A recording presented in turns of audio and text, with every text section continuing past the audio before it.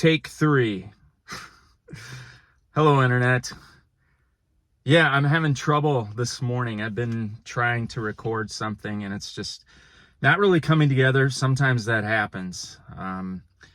I get started and then I feel like I'm not really saying what I want to say. I'm in the car, in case you didn't notice. My first time that I've shot... Can let some sunshine in. Maybe that's too much.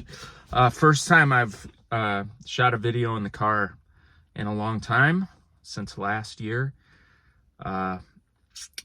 Anyway, I just wanted to touch base, and since this is take 3, I'm trying to do that thing where I'm just giving you what's really on my mind and heart.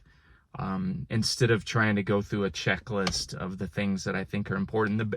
And the main thing I want to talk about is that I'm feeling the anxiety creep back in. I have scans coming up at the end of this month, and, you know, all of the old questions come back in, you know, positivity versus negativity versus realism, optimism versus pessimism.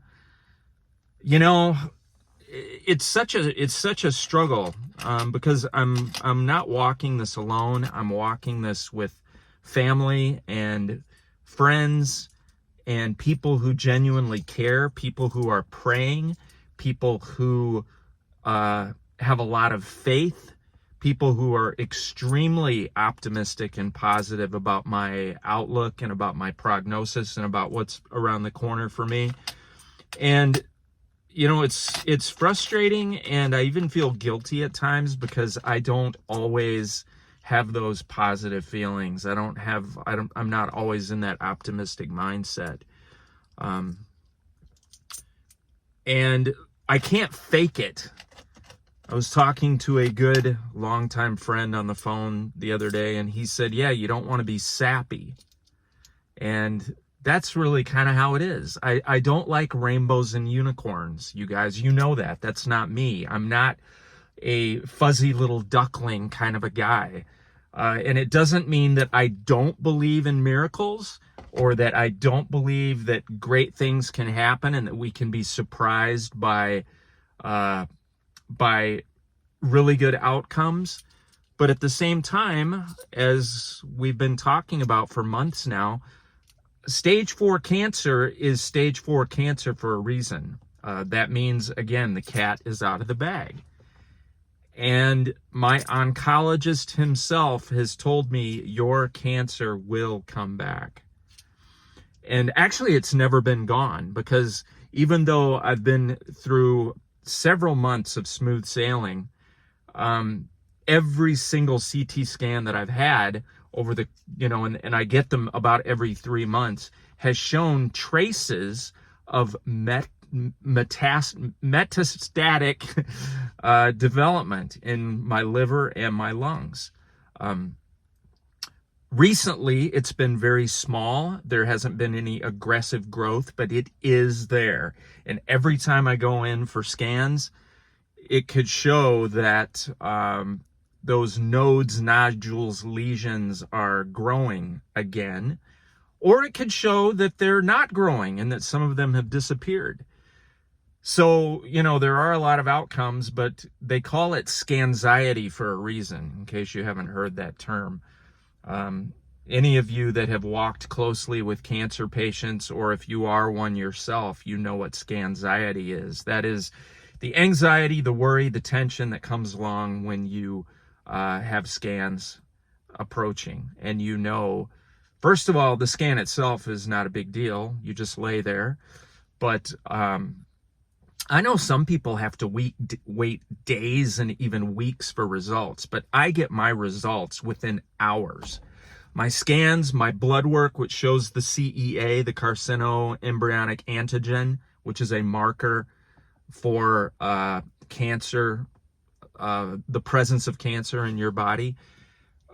Those results come in a matter of a couple of 3 hours. So I have CT scans and blood work in the morning, and by middle of the afternoon, I'm meeting with my oncologist to talk about the results.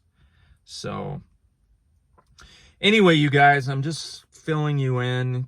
You know, I'm so grateful for how well I've done after my recovery from open heart mitral valve replacement surgery, which was now 9 weeks ago yesterday. I'm feeling good. I'm enjoying my rehab sessions, which are ongoing 2 to 3 times a week. I'm getting my finger pricked or a needle in my arm every week to check my blood coagulation, meaning is my blood thickening to the point where blood clots are a problem, or is it staying thin enough to prevent the blood clots, but not too thin so that I bleed easily or I bruise easily. So that's kind of what's been going on, and I'm still in that mode, but things have been going well. But again, never a dull moment, because now we've got these next set of scans coming up, and I'm just letting you know. I know some of you, maybe you don't like to hear my doubts or my anxiety, and you think that I should just stay zippity-doo-dah and positive, but if that's what you want, you're watching the wrong person, because I'm not good at that. And of course, great things can happen. They have been happening, but I just like to be prepared.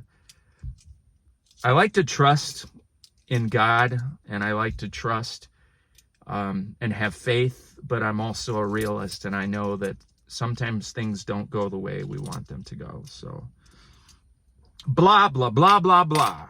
I could go on and on.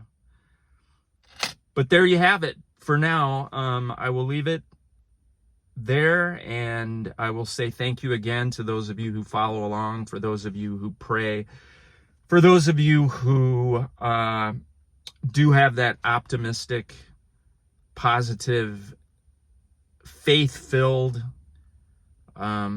attitude, and for those of you who just care. I know there's a lot of you out there who just, you care deeply for me, and you've had loved ones going through the cancer battle yourself. You know how it can go on both sides, on the positive side and the negative side.